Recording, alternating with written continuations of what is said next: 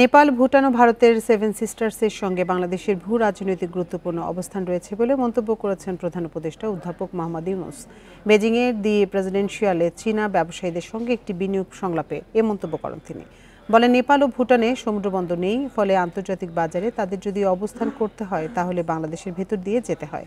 তাদের পণ্য বাংলাদেশের ভেতর দিয়ে পাঠাতে হয় এবং আনতে হয়। ভারতের 7 রাজ্যকেও বাংলাদেশের সমুদ্র ব্যবহার করতে হবে। এ সময় নতুন বাংলাদেশ গড়ায় চীনা ব্যবসায়ীদের বিনিয়োগের আহ্বানও জানান অধ্যাপক ইউনূস। তুলে ধরেন দেশের বিনিয়োগ বান্ধব নানা সুযোগ সুবিধার কথা।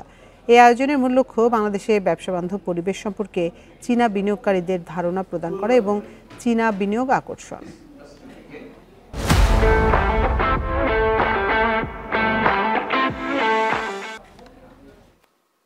Nepal, Bhutan, very developed country.